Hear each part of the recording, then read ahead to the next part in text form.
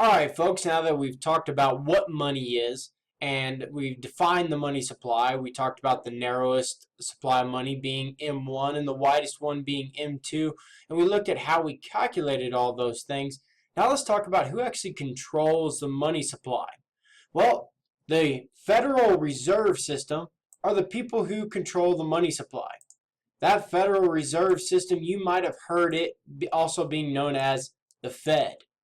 The Fed is the central bank of the United States, and it has been that way since 1914. Matter of fact, it was signed into law on December 23rd of 1914 under this Federal Reserve Act. And in 1914, we established the Fed, this Federal Reserve System, as the U.S. central bank. Now, the Federal Reserve System, they control the money supply. But what are they trying to do with that money supply? Well, the principal goal, the main goal of the Federal Reserve System or the Fed is to combat, or is to first and foremost encourage economic growth. We never want to be stagnant as a country. We always want to be growing. We want to always be producing more than we did last year. We always want to become better. So we are trying, the Fed, it tries to encourage economic growth. But at the same token, it's trying to combat these inflationary and recessionary tendencies. So what the Fed is trying to do is it's trying to first off make us better, allowing the economy to grow, but we're trying to avoid major inflationary periods. Periods like what we saw in the 1980s during prior to what they now know as Reagan's recession, where we were seeing double digits inflation. And basically what that means, folks, is 1 year you might be able to go out and buy a bag of chips for $1. But with the 10% inflation, that bag of chips will now cost you $1.10 next year.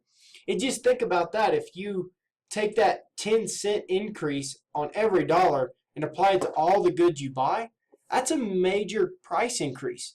So the Fed is trying to combat that. It's trying to do what it can to regulate the money supply to combat these inflationary periods.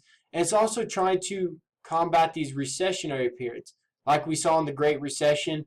Not that long ago during the housing bubble, whenever it burst. We don't want to see a time. The United States really doesn't want to see a time when production actually goes down. We see that every once in a while, but the Fed is trying to combat those tendencies. So, how are these goals accomplished? We kind of already mentioned it. These goals are accomplished by regulating that money supply.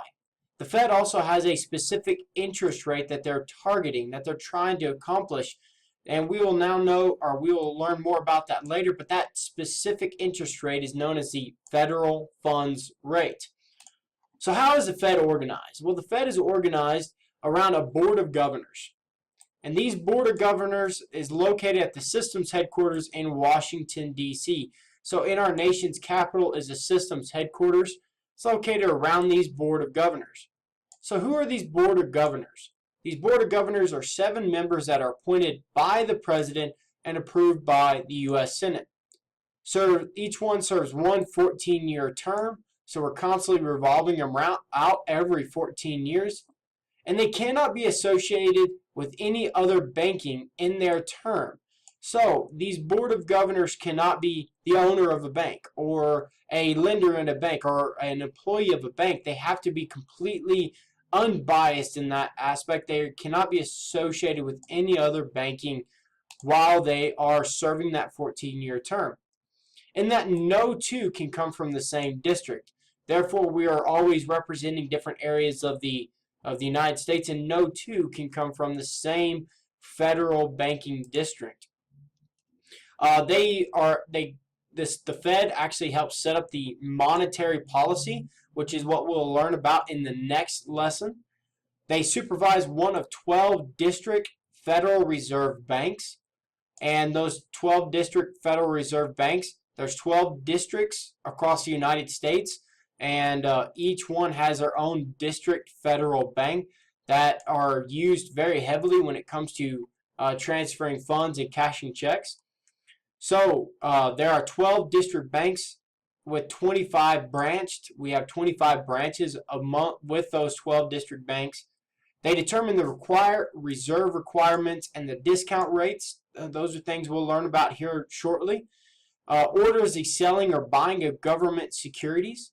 And they determine the margin requirement on stock market, credit, and yields paid to depositors by the banks. So this Fed does a lot, but their primary goals is regulating the money supply. And these are some of the ways that they do it by adjusting this reserve requirement, discount rate, the buying and selling of securities are all ways that they help regulate that money supply. You can see they're also involved in the stock market to make sure that it doesn't deteriorate on us or crash in any way, or try to avoid those tendencies such as that possibly happening.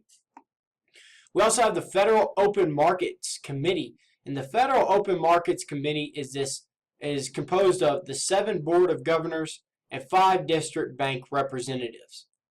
They are the ones who help determine the desired future growth of the money supply, and they direct the open markets account, which is basically meaning that they are the ones buying and taking the buying and selling actions of government security markets.